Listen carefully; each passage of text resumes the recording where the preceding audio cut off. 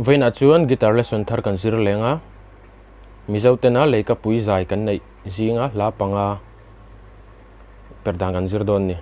olsam te in changkhat le thunon hi ka sa zelanga chuan hnoya hianin accord ka man ho takha karon da zelanga khami mil khanin lo play don ni strumming pattern zongjong hi ka soi fi avek don lawa uluk do ni lo enanga nang manin lo in zir mai don ni ka Perhdan hi uluk do ni lo enanga chuan in lo in zir don ni chuan hlai hi d kin kan lavek dona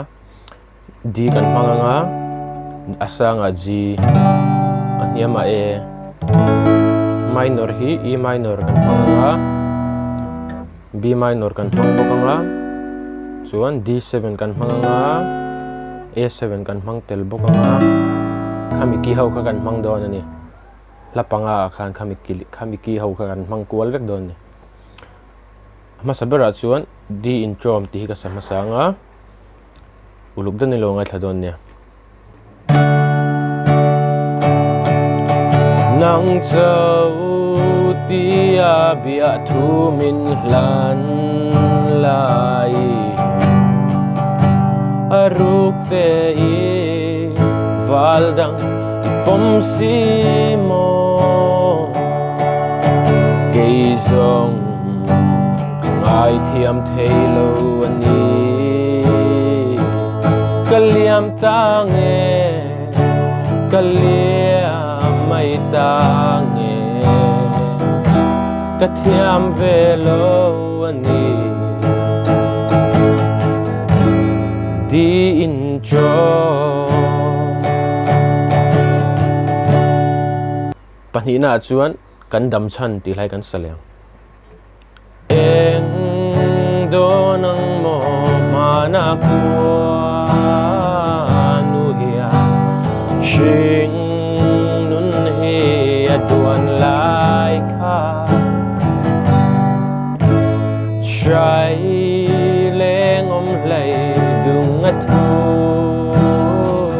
lem ni hringnun he alo duan le o engan nge mo khwanu hringnun hi alo duan le tham ral le mai tur hian em ni le du wang rengin kan piang si lo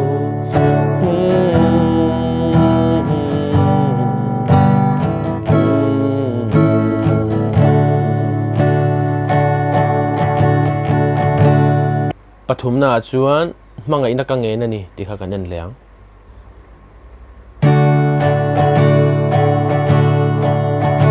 chak tiang ko leng zun zama takhian mangai na om lom ni chem dam thi phim le bo ruap thiang kara mangai na tel lom ni Hin lung thiang lin tu mal mangai ngai lo nang e khane mangai na lo vat lei zo lo te hian mangai na ka nge na ni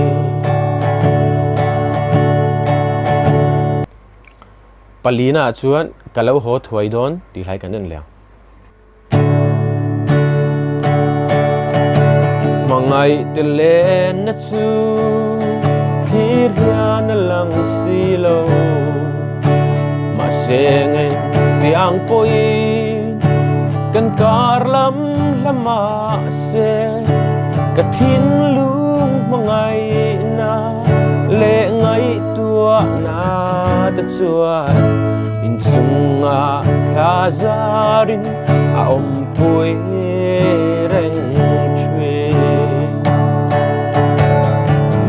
pui kan shai du lai ta kan dam trin mo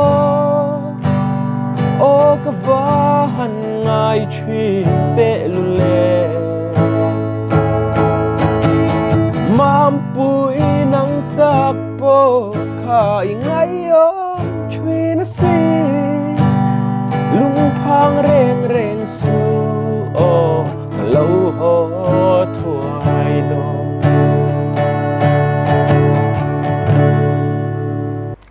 mangana chuan odi chambawihpui ti kha kanen le don ni tin kim don chang ni hian lungruka thin lai kam tu leng plei ti ri mangai bia tu nem ten lan kan nual mahse bia zai nem ten min chang lo hian mo sira min nol ka hlau le si ariang lung lom venan mo bia tu di min lang mai se mo odi chambawihpui ole khati song kha tun chuma guitar lesson kan siam thei chu ni sela heka video hi try ti hlawkpui nai lo nei ni chuan mi lo like in mi lo subscribe ve don nia guitar lesson le peka kanin hule cheu don nia